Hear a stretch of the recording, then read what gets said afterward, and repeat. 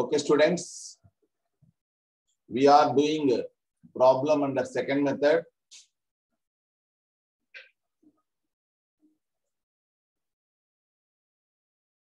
Joint venture lo second method lo manam problem chestunnam. Joint venture lemi when paddhati emante when one of the co-venture is appointed, when one of the co-venturer is appointed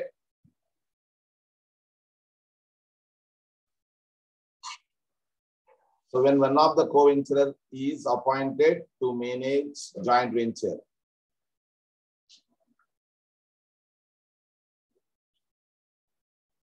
Okay, joint venture lo idi rendo paddhati. When one of the co-venturer is appointed to manage joint venture. So ikkada ఈ problem లో చూస్తే అశోక్ పుస్తకాలలో మనం చిట్టాపద్ధతులు రాయాల్సి ఉంటుంది. Ashok maintain చేస్తున్నాడు అని అర్థం. ఎవరు ఇక్కడ పార్ట్నర్స్ అంటే అశోక్ అండ్ భాష. దీస్ ఆర్ ద కో-వెంచరర్స్, సహభాగస్తులు అన్నమాట. Number 1, number 2. And Ashok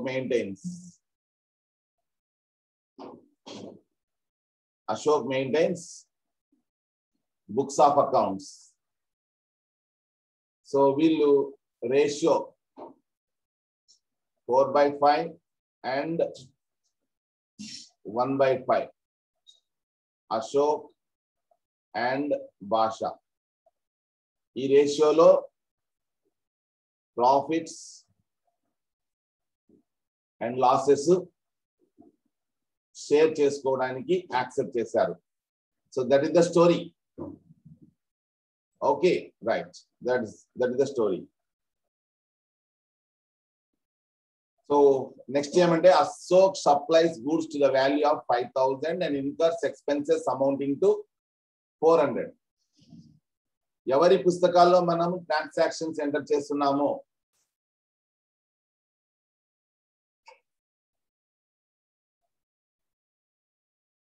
hello Ashok sir, please respond. This is online class. Don't keep mum silent ga undodandi, respond avandi. In the books of Ashok, so in the books of Ashok, so Ashok em chestunnadu, joint venture kosam supply chesadu. Okay na?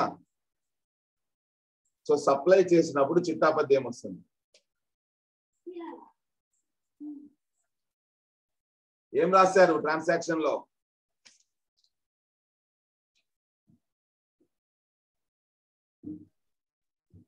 Problem చేశారా లేదా? Yes. So when the goods are supplied out of stock, yeah, when the Ashok తన సొంత stock నుంచి supply చేస్తున్నట్టుగా భావించాలి. ఓకేనా? So Ashok, we have to assume that Ashok supplied goods from his own stock.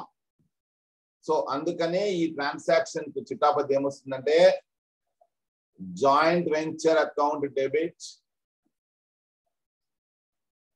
5,000 to purchases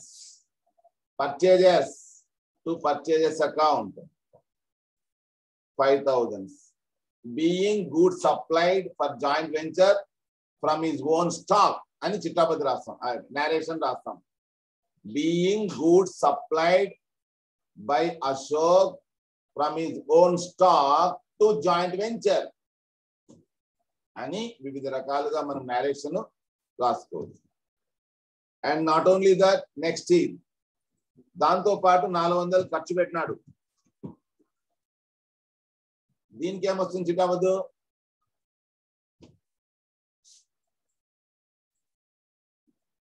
Hindi books of Ashok గుర్తుపెట్టుకోండి.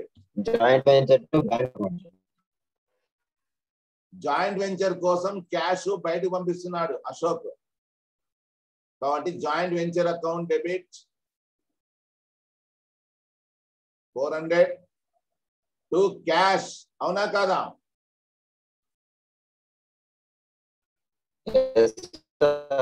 Okay. So joint venture account debit to cash. Sir ఎందుకు sir cash ని credit చేస్తున్నారు అంటే, yes, joint venture కోసము తన cash ని బయటకు పంపిస్తున్నాడు. అంటే సంస్థ నుంచి క్యాష్ బయటకు వెళ్ళినప్పుడు క్యాష్ అకౌంట్ క్రెడిట్ చేయాలా, అది. Okay. Being expenses paid for joint venture. So that is the narration. Being expenses paid for joint venture. Okay. Next. Basha supplies goods to the value of 4,000 and expenses 300. Ashok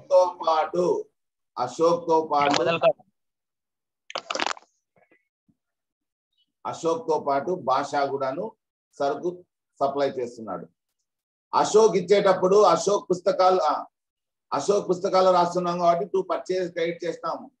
కానీ భాష ఇస్తున్నాడు కాబట్టి joint venture కోసము joint venture account debit to ఇచ్చేవాని ఖాతా credit చేయాలి కాబట్టి to Basha account అని రాస్తాము.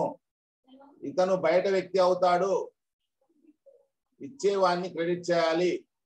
సో narration ఏమొస్తుందంటే being goods supplied by Basha for joint venture అని వస్తుంది. అలానే ఎక్స్పెన్సెస్ కూడా పెట్టినాడు జాయింట్ వెంచర్ కోసం.